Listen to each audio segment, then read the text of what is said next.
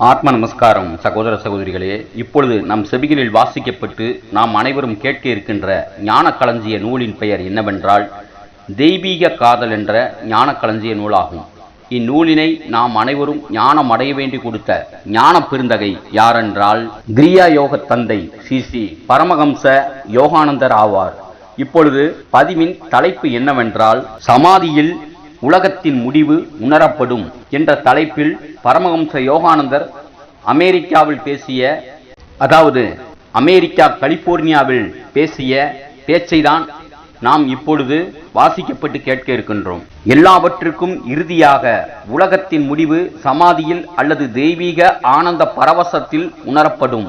2 விதமான சமாதிகள் உள்ளன. முதலில் நீங்கள் அமர்ந்து தியானம் புரிய முயலும் பொழுது உங்களுடைய மனம் எல்லா திசைகளிலும் ஓடிவிடுகிறது. ஆழ்ந்து செல்வது சாத்தியமாகாது என நீங்கள் நினைக்கிறீர்கள்.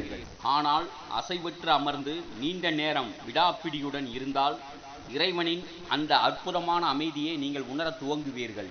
உங்கள் மனம் உள்வாங்கப்பட்டு அவனுள் மையம் கொண்டிருக்கும் பொழுது உலகம் மறக்கப்பட்டுவிடும்.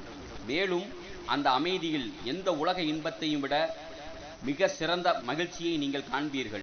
இனிமேலும் உலகத்தை பற்றிய உணர்வு இன்றி நீங்கள் இறைவனை பற்றிய அக விழிப்பு நிலையில் முழுவதுமாக ஈர்க்கப்பட்டு இருக்கும் பொழுது அந்த நிலை சவிகல்ப சமாதி எனப்படும்.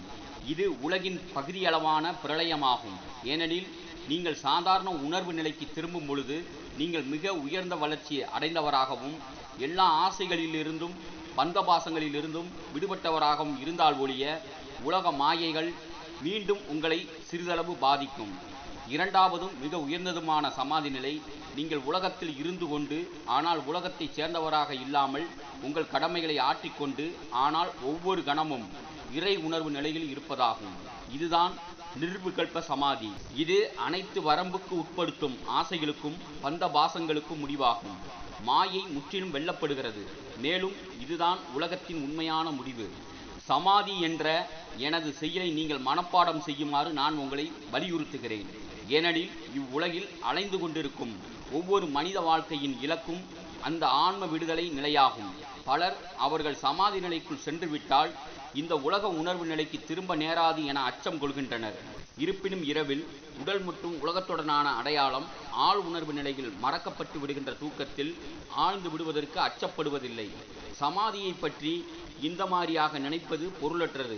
இது உணர்வு நிலையின் முடிவல்ல, மாறாக உணர்வு நிலையின் விரிவாகும் என தெய்வீக காதல் என்ற ஞான களஞ்சிய நூலிலிருந்து ஸ்ரீ பரமஹம்ச யோகானந்தர் கூறுகின்றார்.